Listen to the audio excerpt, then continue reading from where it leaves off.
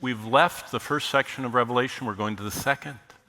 Isn't that progress? It's all week long. We're finally out of that church on earth, and we're in the church in heaven. See where we are in chapter 4? Okay, here's my question to you. The most important thing for this generation is connectivity, right? You all know as soon as you come into a place, you're trying to get the what? Wi-Fi password, you know? And you all want to be connected, okay? And connection is vital. My question to you, our last session this week, Lord willing, will you stay connected to God to the very end? God is more concerned about connection with you than you are with your Wi-Fi or your cell phone coverage or whatever. God wants to be connected to us, and he wants us connected to him, because apart from him, we can do nothing. We can do a lot of stuff, but it amounts to nothing. Someone said to me, we had a big talk in the back, and they said, I didn't like that part about suffering loss and being in heaven and having no rewards. Won't it make you sad in heaven? So we had a great talk about that. Guess what? How do you keep from that suffering loss stuff? Stay connected to God. Everywhere I go, I'm always checking to see the cell, whether I'm close to a cell phone place. I saw it during your quiz. What were you guys doing? You were taking your laptops, I guess, back there. There's more Wi-Fi than up here. I don't know. But you were moving physically your body to connect your computer more adequately to the Wi-Fi. That's what this whole class is about. So will you stay connected to God to the very end? See, we're now in the second level. Christ's church on earth now shows up around the throne. And, I'm going to be talking about this, but there are 24 elders. If you study the number 24, there's only one group of 24 that we find in the Bible outside of Revelation 4 and 5. And remember, the Bible was written, inspired, and engineered by the Holy Spirit of God. So every word in there, and every allusion, and every pattern is intentional. He did it. So outside of Revelation 4 and 5, what's the only other group of 24? It's the rotation of priests that Moses wrote down for the priest that would take care of the tabernacle and then the temple ceremonies. All of you know about this because it says in the Christmas account that John the Baptist's father, Zacharias, came by course to do his rotation in the temple. He was a part of the 24 different groups that rotated through. They were Levites, and they worked in the temple. And before there was a temple, they worked in the tabernacle. And so the 24 are representative of the priests coming before God. And in the scriptures, heaven has 12 gates that are named after the 12 tribes of Israel and 12 foundation stones that are named after the 12 apostles. So all of a sudden, we come to, once the saints are in heaven, in 4 and 5, we come to this amazing reality that God merges together in heaven all the peoples of God. I remember when I went to Bible school, it was a school that was heavily influenced by the Baptist. And so the Baptist Sunday school class on campus for that group had 600 kids in it because most of them were Baptist, and all the rest of us that weren't Baptist were in smaller groups. It was really funny. And they used to tell a joke there. They said, in heaven, they're going to have to stay in their own room because they don't know all the rest of us are there. They had this view of the Baptist bride that only Baptists go to heaven. It's a strange view, and it was almost a joke. But basically, it isn't like that in heaven. In heaven, it's the merging together of the old and new people of God. That's why the gates into the heavenly city of Jerusalem, that's why it's called New Jerusalem, is the 12 tribes, because Israel is vital. All of our scripture comes through someone connected to Israel. Either they were, other than Nebuchadnezzar and Luke, all the rest of them that wrote the scriptures were somehow Jewish. And so we have this amazing amalgam of the Jewish Old Testament 12 gates and the church, the 12 foundations of the apostles merged together. And so these 24 elders we're going to see are representative of the old and new together and of the 12 apostles and the 12 tribes. And there are 24 representatives, and we don't know who they are. And the disciples wondered too. They said, who's going to be sitting on those thrones? You know, who's going to be on your right and left? And Jesus said, it's not for you to know. It's been appointed by my Father. So we don't know, but we see Christ Church in heaven, and we've seen it on earth, and what you do on earth matters forever. It will be revealed at the judgment seat of Christ. We are there. God unfolds the tribulation. The tribulation ends with the second coming, the millennial rule of Christ when paradise finally comes to earth, and Jesus really rules in person. And a perfect environment doesn't make perfect people. That's what the millennium teaches us. There's no overt sin. Satan is chained. All that for 1,000 years, and almost everybody rebels. That's what it says. The sand of the sea, people like sand of the sea, rebel. And then the Lord comes back, the great white throne, we know all that. The context of the whole book of Revelation, especially our chapter we're looking at, is God is writing to a bunch of people living in a hard place to live, and he's telling them how to live for God in an ever-darkening world. And what we're going to learn here is you live for God connected. That's the only way that you make it, and it's going to be fun studying that connection. Now I teach a lot of times in places that don't have all the fancy stuff you have, and so I use a whiteboard. So this is actually a snapshot of a whiteboard, and I told the class, I said, most people are very interested in this end time stuff, heaven and the tribulation and all that, but that part that we're coming to right now, God designed it to be inside of two other packages. Chapter 1, God says, before you get into the tribulation and the mark of the beast and all that stuff that you're so interested in, and who the two witnesses are, and what the pit is, and what all those demons are doing, before you get into that and what we're going to do in heaven, you need to focus on the purpose of the book. Remember, this is the only book that the first verse gives the theme, and the theme is that Jesus Christ is revealed. Jesus is revealed as the Son of God. He is the image of God. He is the one that demonstrates all the attributes of God. In fact, all 25 of the systematic, theologically defined attributes of God are illustrated in Revelation. They're not illustrated in the other book of the Bible in one place. They're named all through the prophets, and the Psalms have them. But if you look at a systematic theology, normal one is like 1,200 pages long. If you look at one of those, all 25 of the attributes of God, you can find an example of them in Revelation. So it's showing Jesus is the image of God. Jesus reflects all the attributes of God. Jesus is the creator. He is the redeemer. He is the judge. So that's the kind of the outer case. Then inside of that, Jesus is right now primarily working with his church. Do you want to have significance in life? Do you want to do something meaningful? Work somehow attached to Christ's church. In fact, your body should be attached to a church. There should be a church you identify with. We are not supposed to be little islands. We were not designed to make it alone. When you go to college, it isn't the time that you stop going to, Sunday school and all that stuff. It's the most important time. In fact, I had a great talk with one dear student over here that's going off to a West Coast school, and I said, boy, if you're going to make it in that school, you should be attached to a local church. I didn't have the privilege of wealthy parents, and so I had to work every day of all my college years. And I went to college for a long time. And I had to work. I paid my way through, like probably, almost everybody does these days.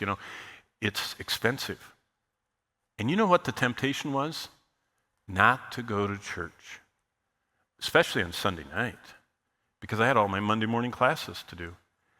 And for 8 years that I was in Bible college and seminary, I went to church on Sunday night. Not because I had to, not because I got credit for it.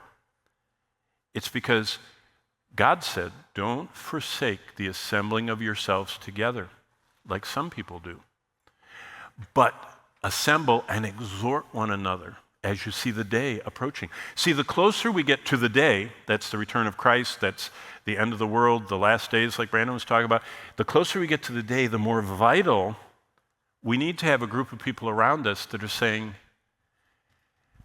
in fact, I'll tell you the story of what I did when I was a youth pastor. I was a youth pastor for several years, and I had 100 in my youth group down in the South. I youth pastored down in Georgia and South Carolina. And I made a deal with the kids. I said, every time I see you in this little town, and we're talking about southern towns are little towns. I said, every time I see you, I'm going to walk straight toward you, and I'm going to ask you one of 4 questions. What are you reading in the Bible? What are you meditating on from what you're reading in the Bible? In other words, what are you memorizing and meditating? What are you praying about? What are the current struggles you have in your life? And when is the last time you shared the gospel with anyone? 4 things. I showed them to you on that chart last hour. I never forget, I was walking on a sidewalk across town, and one of my students was in the sidewalk. And I started walking right toward him. Whoop, there they went. They went down a side alley. And I knew why. Either they hadn't read the Bible, they weren't memorizing anything, couldn't remember what they were praying about, and they certainly hadn't shared the gospel with anyone. And so I didn't, I just prayed for them, and I kept going through life. And later on that day, in the afternoon, I was somewhere else walking, and I saw that person. And so I, kind of walked a little bit. They came right toward me. And finally, they came right up to me, and I just smiled, and I kept walking. They said, "Ask me." I said, "Ask you what?" And I said, "I saw you bug out, and I know." And I said, "Okay, I'll ask you." You see, people want to be accountable. And that's why we go to church. That's why we're a part of that assembly together. And so we are his church. And how Jesus wants us to live in an ever-darkening evil world is what this book is about. And that's why he gives us the map of the end. You have to understand Revelation. Christ, his church, all the rest. You know what most people want to know about? All the rest, instead of understanding Christ, understanding my part in his church, and all the rest. Okay, let's go to chapter 4, and now comes the exciting part, because we're going out of this world. Look how chapter 4 starts. "And after these things, I looked, and behold, a door standing open." Now, one of the things you'll pick up as you're reading through the Bible is there are these repeated phrases. One of the repeated phrases in the book of Revelation is open. Things open. Like here, a door opens. Now, if you just look across the page in my Bible, on the next page is chapter 6. It says, "And then I saw, and the Lamb opened one of the seals." And then if you look at chapter 9, here's another one of the openings. Chapter 9, verse 2. And it says, "And he opened the bottomless pit." And so a fascinating thing to do is look at all these kind of like linked together openings that are in the book of Revelation. But what opens in chapter 4, verse 1? A door to heaven. I think it's good for us to stop our mundane lives of wearing out clothes and rusting cars and, perpetually being hungry, and it's cold and the snow is all dirty and it's raining. We live in this world. And it's nice to stop. And our connection with God is regularly looking through that open door into heaven. See, our citizenship, Philippians 3:20 says, is where? In heaven. You and I are pilgrims and strangers here. And that is for a teenager and a college age and a millennial and all these different designations we give for people, that is so remote. But it's the orientation that God gave the people facing the most horrible time of life that's never been in history and that we're headed into. See, we're headed into the darkness. Our world is coalescing and getting completely connected to the point that one person can text someone else that they should take their money out of a bank in California. That's what happened with the Silicon Valley Savings Bank. You all heard of SVSB if you watch the news at all about business. A bank in California failed because one person texted another and said, take your money out now. And they texted on Tuesday. And the run started in milliseconds. Why? Because we all have phones. And they all started going on their mobile app and pulling their money out of SVSB, transferring it. And now we have a banking crisis in America. Jamie Dimon, the president of Chase, and all those people in New York, they say that probably half the banks in America are insolvent. You know what that means? They have more debt than they have deposits. And if you take your deposits out, they're going to have to sell that debt, which has, in economic terms, unrealized losses. In other words, they have something they paid $100 for and it's worth $30. But no one knows they've lost $70 till they sell it. That's what's going on in America. How did that happen? Peter Thiel, of course you have to be Peter Thiel, he's the one that started PayPal, he's the one that started, what else did Peter Thiel start? Well, he's the one that he's just a mega early guy, friends with Elon and all the rest. He texted his closest friends, said, get out of SVSB. Bank run for the world. Now Credit Suisse dropped and First Republic dropped and all that other stuff. Okay, so how do we get out of this dismal, mundane world? Looking through the door. Heaven, I want to remind you because God reminds us, is a real place that exists at this moment. And in chapter 4, a new scene unfolds before John. It's the throne of God. Now, Jesus introduced this scene often. In fact, look at this. This is how big the throne is. We're in chapter 4, 13 times the throne is mentioned.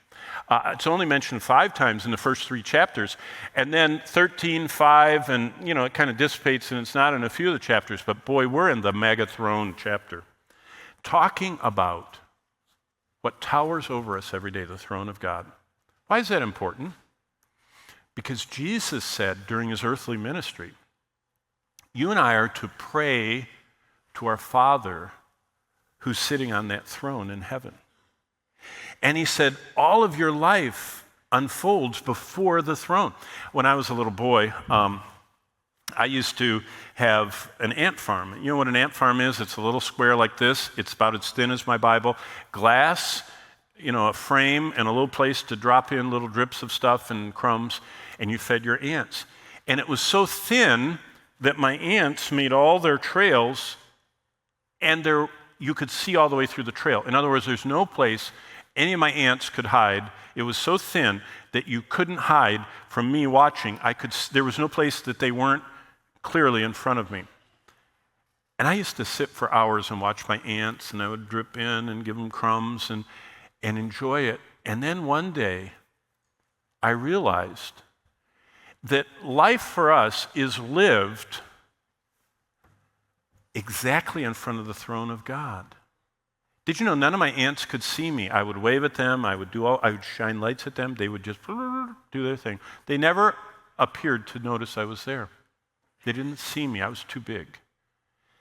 Did you know we're like ants? If you really understand what Isaiah says, in front of God's throne, God is looking at the beginning and the end and everything in between simultaneously happening in front of him. In other words, we're in the ant farm of time. We're bound by time and space. He is not. He is above it. He transcends it. He created it. He's beyond it. He pre-existed and forever and everything else and self-sufficient. And we're trapped in here. And you know what he says? You want to change your life from being an ant trapped in an ant farm to what I designed life to be? Start looking more often at the throne, at heaven. So let's talk about heaven. The Father we all need is the one seated on the throne of heaven. Some of you don't have a father. Maybe he died. Maybe you divorced. Maybe he abandoned you. Maybe you were adopted. Who knows? You don't have a connection. Some of you have wonderful fathers. Even when I talk to you, one of you told me about your dad. You just glowed when you told me about how wonderful and caring and devoted your dad is to the Lord and to your family and to ministry. So we have good father images. We have bad father images. I mean, I could tell you 2 stories. My dad died, I told you a few days ago, holding my hand, singing, looking for Jesus. Yet earlier in my life, my dad his method of disciplining me when I was little, he would grab me by the throat. Remember I told you how big his hands were? He would grab me by the throat and he'd push me to the wall and lift me up with he's holding my throat and my little legs are dangling, and he'd hold me against the wall and start squeezing my throat until my face turned the color of this font right there. And you know what he would say to me as he was squeezing my throat and holding me against the wall? He'd say, if you do that one, and he always talked through his teeth clenched, if you do that one more time, I'll break your neck. And he dropped me to the floor. How do you like that? That's a parenting technique. That was, 67 years or 65 years ago. I remember it very clearly. So that's one image you could have of your dad. Or you could have what the Lord did to him. He turned out being my very best friend. He was one of the greatest teachers of the Bible. God got a hold of his heart. He taught himself Greek and Hebrew and taught him the Bible. He was an artist. He illustrated. He was a tremendous Bible teacher. There's two images. And of course, I remember the one because it reminds me of how wonderful it is when Christ gets a hold of someone. So we all have different views of our fathers. This is the view we're supposed to have of our real Father. Jesus wanted them and us to see God is the one seated on the throne in heaven. And what is God like? Well, real quickly, this is what the Gospels. In the Sermon on the Mount, in Matthew 5 onward, the one on the throne is God. He is kind. He is perfect. He gives rewards. He sees everything. Jesus said he hears prayers, and he's everywhere present. There, that's what it says all the way across. You know what else Jesus said? God the Father knows every time a sparrow falls to the ground. That's what it says in the Gospels. Actually, do you know what the Greek word is? It isn't fall like die. It's fall like hop. Have you ever noticed birds don't walk? Ducks waddle and walk, and chickens do something, but birds, they hop. They hop. And that's the word.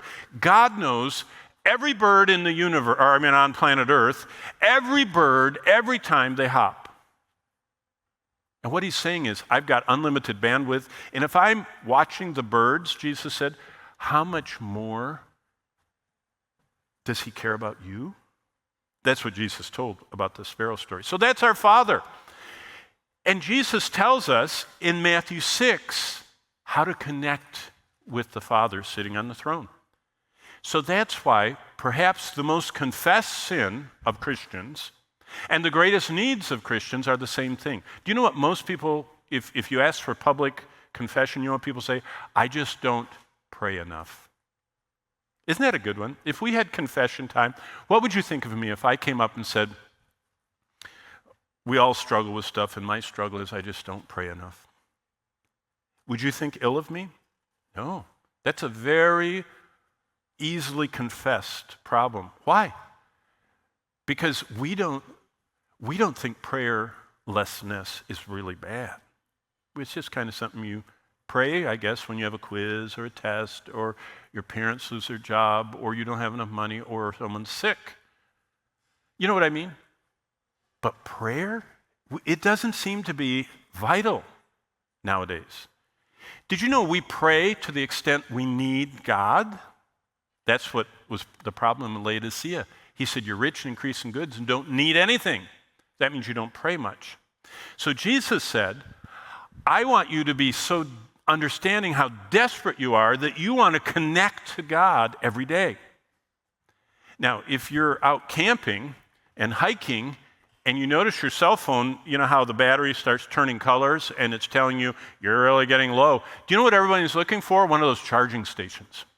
And as soon as they see it, or I guess now you don't even need a cable, you just set your phone on it. If you want to stay connected on your phone, you're always making sure it's charged.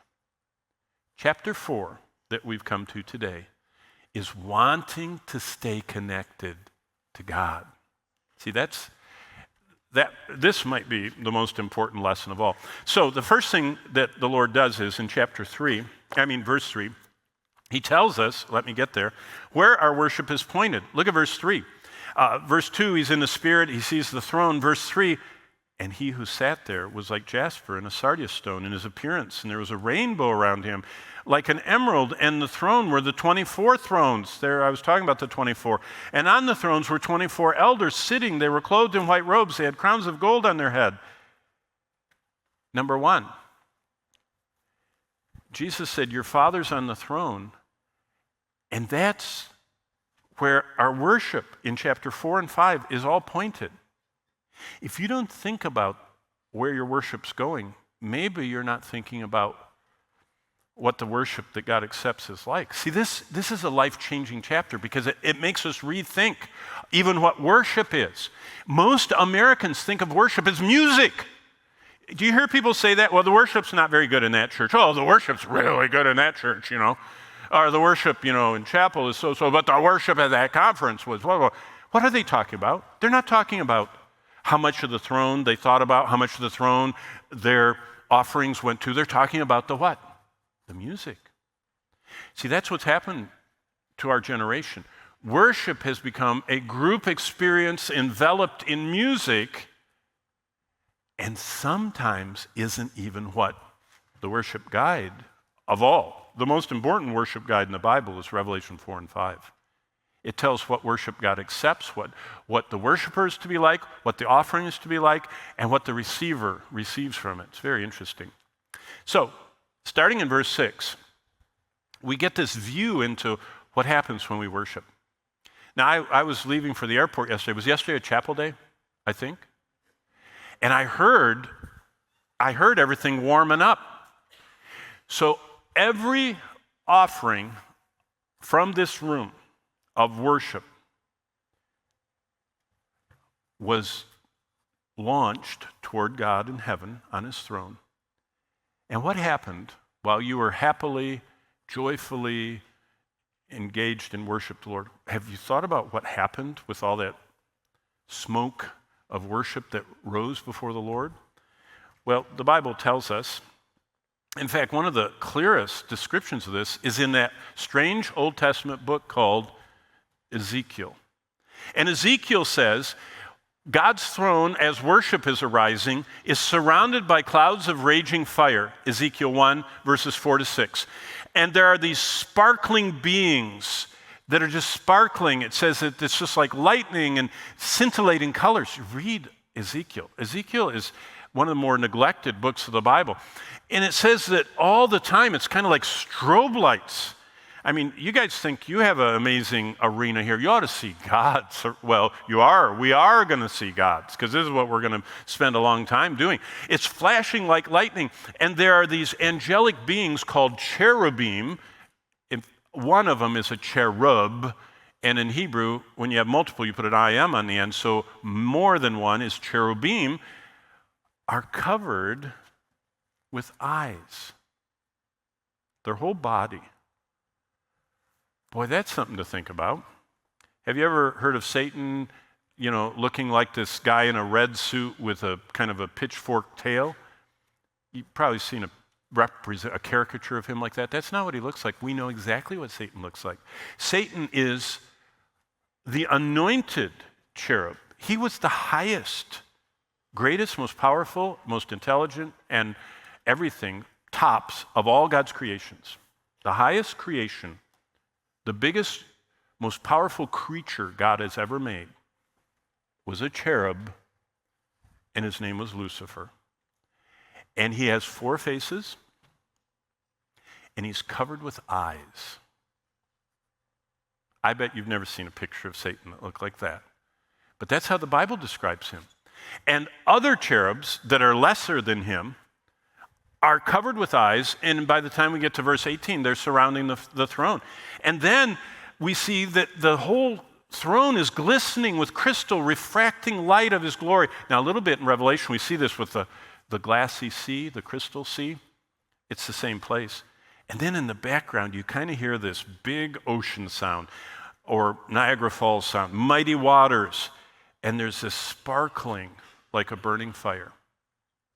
And that's where your chapel worship and all of our personal worship, this morning when I started out and paused, half asleep, and offered myself to the Lord, that was a little puff a little sacrificial, rising offering smoke to the Lord. This is where it goes, to what I just described. And by the way, that's what we're all going to see. When you think about heaven, it's nothing like all those books that have been written, all the little boy that dies and goes to heaven and sees pretty unicorns and colors and purple and all that stuff. Did you know none of that is at all proper? If it doesn't agree with the Bible, it's not true.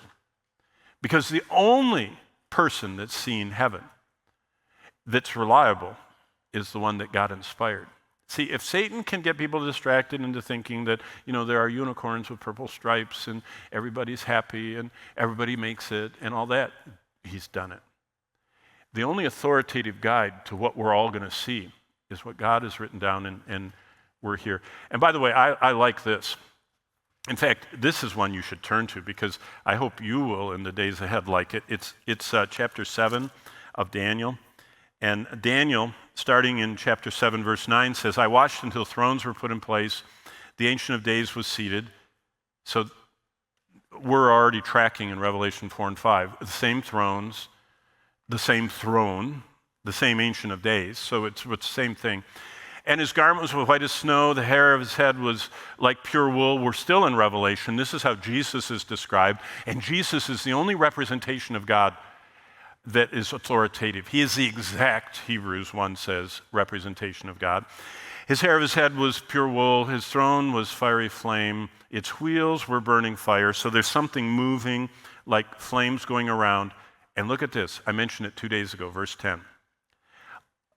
If this is the throne of God, and these are the steps coming down, look what it says in verse 10. A fiery stream came and issued from before him. So he's sitting on the throne, and there's this fiery stream flowing out before him. A river. That's what a stream is. And it doesn't stop there. 1,000 thousands ministered to him. What's 1,000 thousand? That's millions. 1,000 times 1,000 is a million. So millions ministered to him. Verse 10 continues, and off in the distance, 10,000 times 10,000 stood before him. What's 10,000 times 10,000? Hundreds of millions. So there are enough angels that there are all the angels doing everything that angels do. By the way, what do angels do? Hebrews chapter 1, verse 14 tells us that. Hebrews 1:14 says, angels are ministering spirits sent forth to minister for those who shall be heirs of being in heaven. There are actually angels assigned to watch over all the people who are going to be heirs of heaven. Now there's where that guardian angel thing comes from. Hebrews 1:14. So there are a lot of angels that aren't here. They're doing other things, especially during Ezekiel's time. That's when this is seen, and in Daniel's time, and John's time. There's a lot of angels out there watching over people all over the world that are heirs of salvation. Okay? But there are so many angels that there are millions of them. I was a apiarist. Do you know what that is? I was a beekeeper for many of the years of my pastorate. And the kids helped me, and we used to get 10 gallons of honey, 20 gallons of honey a year from our hive. It was wonderful. A lot of work. Oh, I love opening that hive. 50,000 bees just on top of each other. And as long as you don't bother them, they don't bother you. They're just doing that. And I'd be watching them. And I would look at 50,000 bees in one small area. And then I'd think, what does millions of angels look like? And then I backed up and I thought, what do hundreds of millions of angels look like? I mean, this is a big place. If 3 million Israelites needed 81 square miles just to not crowd each other, how much room do hundreds of millions of beings? And they're not just standing. What does Revelation add? They keep falling on their faces. So they need enough room, like one of these squares here. You know how when you're doing your exercises, at the gym, you don't want to bump into people, so you have your area. They must have some kind of area around that throne. So all that to say, number one, there's this river of fire. Revelation picks up on this crystal sea. Then we've got Revelation adds what Isaiah 6 has. They're the burning ones. What are they? Those are called seraphim. A seraph, the Hebrew word seraph, means burning. They're on fire. I mean, think of, DC Comics, that one that's just the burning, whatever he is, the flame man. Think of a perfect, angelic creature who is constantly burning. What is that? That's a symbol of purity, of holiness, of our God is a consuming fire, and they reflect that dimension of God. And then we've got the 24 elders, and we know exactly where they are. If the throne of God is here, there's a circle around that throne, and those 24 are always facing him. And every time 4 cherubs that always are in theocentric orbit, they always surround God, there are 4 of them. Whenever they say, holy, holy, holy, everybody, the hundreds of millions, the millions, and the 24 fall on their faces in their little area in front of. So, I mean, wow. The term awesome a few years ago, everyone was, it was a kind of like something everybody said. Oh, that's awesome. Yeah, it got old. Nothing is awesome if everything is awesome. That is awesome. That is the center of the universe. That is where every true, genuine Christian is headed. That is the greatest moment of our life. When we get to be seeing the majesty on high. Wow. Well, the first time most of us will see it is 2 Corinthians 5:10. By the way, all of you that have traveled know that this is the Bema. This is the city of Corinth that this picture is taken in. This is the Acrocorinthus. This is where the horrible temple of immorality was on the top of the Acrocorinthus. It's exactly 1,000 steps down to here, and that's where the temple prostitutes came, and everything in the whole epistle of 1 Corinthians is all based on this. This is the agora. This is the center of Corinth, where Paul spent a year and a half, where he wrote 4 letters from there and 2 letters to there. So most of Paul's writing ministry was right here. This is the center of his appeal to Christians. He said, are you learning how to get ready for the greatest day of your life? The greatest day of your life is when you go to what I just described, and you get to stand there for the first time and see the throne of God, see the majesty on high, see the river of fire, see the burning ones standing around, see the 24 representatives of all the redeemed, see those millions of angels ministering, and then see hundreds of millions like a wall of white all the way around you. And then all of a sudden you realize, oh, what does 2 Corinthians 5:10 says? It says, for we must all appear. The Greek word there in verse 10 is phanerothenai. Boy, that's a mouthful. Do you know what phanerothenai means? It doesn't mean to show up like some people do. Show up with, you can tell they haven't taken a shower, they're rumpled, they still got their collar in, they're half tucked in, and they just weren't even ready to be there. It's not like that.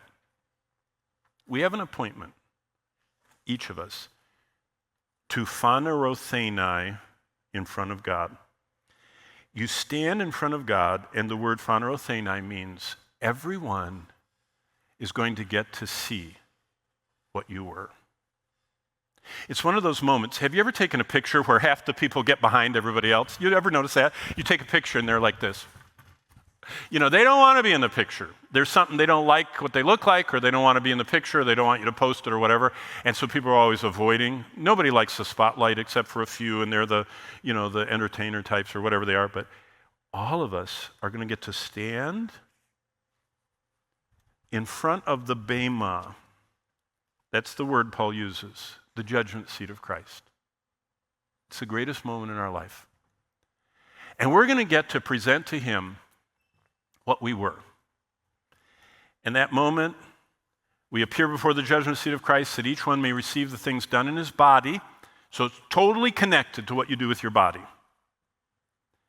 So I'd be very careful what you do with your body, because everything about eternity is what you do in your body and in your spirit, which belongs to God. according to what you've done, whether it be good, oh boy, is that the hard word. Talk about a project. What is bad? How can there be anything bad? There's nothing bad in heaven. It's all excluded. How are we going to have bad stuff in front of the throne? It's not the word bad, kakos. Actually, it's the word faulon. Very interesting word. Faulon is translated outside of this passage to mean good for nothingness, kind of like a swirl of steam or a swirl of dust. When you see a dust devil, they call them, they go down the street, just blowing. You know what all of them have in common? They're there for a moment and it's gone. So it wasn't bad, it's just transient nothingness. Everything in our life is either eternal or faulon. Eternal, God's word, prayer, meditation, evangelism, worship, serving God, walking in the Spirit, energized by grace, living for Him, fellowshipping, ministering our gifts, doing a good job, whether therefore you eat or drink or work in the dining hall or whatever you do all, how you drive, all of that is just all good. What's the bad part? I would say the home shopping network. You know all those 60, 70-year-old people that spend their entire day looking at the home shopping network and buying stuff they don't need with money they don't have, and they don't like it when they get it. Or how about sports?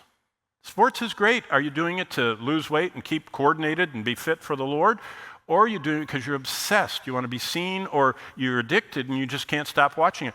How many people know more about their sports team or their singers than they know about the prophets of God? Now, that's not sin, but it's worthless. And see, that's what's going to show up in that moment. And what we see is emerging in chapter 4 and chapter 5 that we're going through, and this is just the introduction. We're going to spend all next week on this.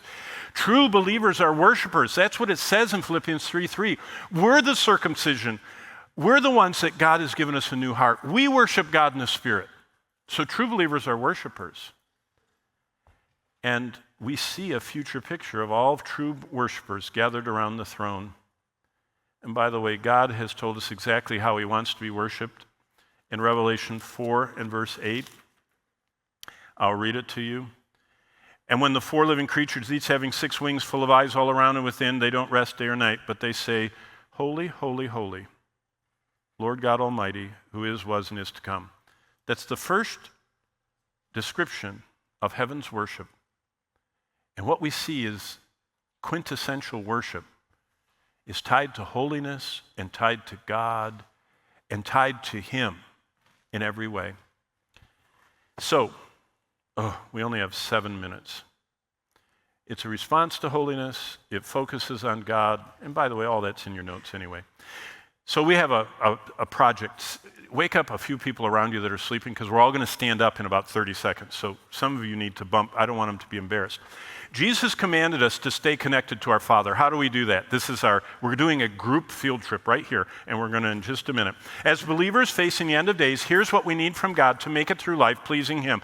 We're going to quote the words together. So everybody stand. Okay, good job.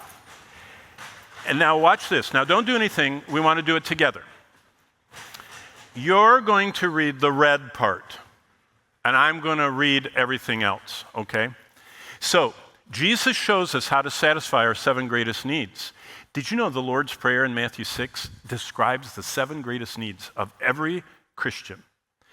The first and greatest need is right here in this beginning. Jesus said, after this manner, therefore, pray ye. He didn't say, quote this. He said, follow this pattern. What is the first thing every prayer should do? Focus on somebody. And a lot of times we just say, oh, dear Jesus, and it's almost like our appendage. And then we get into the real important thing. Did you know there's supposed to be a pause? Because, now everybody read the red words. I need God to focus me. Why? Because we're so distracted. Prayer is how we recalibrate our lives. When I pray, all of a sudden I say, God, I need to focus on you. You're my Father, you're sitting on that throne, you're in heaven, and I want to hallow your name. I bet we'd have fun having that defined in this group. What is hallow? Hallow? It means that we're supposed to set him apart. And so the next biggest need I have, not just for focus, but I need to invite God. By the way, Martin Luther, you all heard of Martin Luther, the great reformer. He said, this is the most terrible thing anybody should say. He understood it. Do you know what this means? I'm inviting God to take over my life. He said, don't say it unless you mean it. So this is what it is. Thy kingdom come. Now you get to read the red. I need God to control me. You do, and I do too. I hope you realize how much you need that. And then, thy will be done on earth as it is in heaven. I have so many choices. I want to do your will. So now your turn. I need God to lead me. And what's the very next petition in this? Now, in the middle, there are 7 petitions. This is the middle one, number 4. Give us this day, what is this? Daily? Boy, that's so un-American. We don't want daily bread. We want yearly bread. We want to save enough to last for the rest of our lives. In fact, if we could win the lottery, we'd never have to work and we'd have enough forever. That's how we think. God says, no, I want you depending on me every day for what you need to make it through that day. We are very uncomfortable that way. So do you know what another need is? I need God to supply me. And when he does, you see his power. I was your age, and I went on my first missions trip, and I went smuggling those Bibles I told you about, and I said, Lord, I need $2,000 to go with Brother Andrew and do all that stuff. I couldn't believe. I'd never seen $2,000 in one place in my life. People were pushing it under my dorm room door. I worked as an usher in the auditorium. People were handing me money. God can do unbelievable things. Next, he says, but I can't supply and lead and everything if you don't and forgive us our trespasses as we forgive those who trespass against us. There's something else I need. I need God to cleanse me. Because if I regard iniquity in my heart, the Lord won't hear me. So if I'm not cleansed, he's not listening to my prayers. And there's something else. There's a problem. The devil's trying to get me in trouble and lead us not into temptation, but deliver us from the evil one. You can't protect yourself. Are you kidding? Satan's the most powerful being in the universe. He's smartest. He's unhindered by walls. He knows everything. He knows every language. And so here's the bottom line. Satan's problem is pride.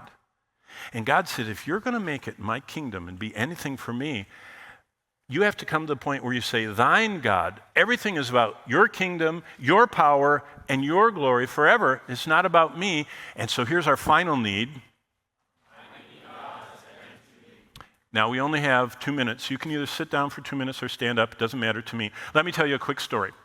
What happens when you get in tune with God walking through life, okay? I'm going to tell you about when I was a youth pastor. I was in Tulsa, Oklahoma. It was late Friday afternoon, July 1977. I was a youth pastor. I was training a youth group in personal evangelism. It was 106 degrees in Tulsa, Oklahoma. It was so hot, the pavement is melted. When you walk on it, it sinks in. We were in a big air-conditioned church van. There was one house left on the street we were doing, so I was being magnanimous, and I said, you guys stay in the van. I'll go knock on the door, give them a tract, and invite them to church, and because it was hot and I was tired. I jumped out, knocked on the door, put a tract in the door, and turned and was almost to the van when the door opened. It was the saddest, poorest, most hopeless person I'd ever seen on our day, and one look, I knew they weren't interested. So I went back to the door, and the shirtless man listened to me saying, I came here, I'm from Tulsa Baptist Temple, which was the church I was serving in as evangelist that week, and I said, I'm supposed to share the gospel with you. I said, you're probably not interested, are you? It was hot. I wanted to get back in the van. The shirtless man listened. The woman next to him, when I stood at the door, turned her back, and then I watched her shoulders shake. She finally turned around and said, Donnie was leaving me and our 4 children today, and I asked God to help us, and you knocked on the door just as I prayed. I went, oh, now I feel bad. So I went in the house, shared the gospel with them, and it was with that group, we taught them all that when you led someone to Christ, you knelt with them. So I looked down on the floor. The floor of their apartment had chicken bones and eggshells on the floor. I knelt on my knees in the chicken bones and eggshells, they both wept and cried to the Lord for forgiveness and salvation. They came to Tulsa Baptist Temple on Sunday, showed up at church. They came forward at the end of the service. They were baptized in the evening service, and they got married the next Saturday. That's the power of redemption. And that's the gospel that we share. And it's because we ask the Lord to focus us and control us, lead us. He gives us the grace to keep going, keep us clean so we're not hindered. The Spirit flows. He protects us from the evil one. And when we really live for Him and not for us, when we're humbly emptied, we stay connected to God. And it's the best way to live to the end of your life. God bless you.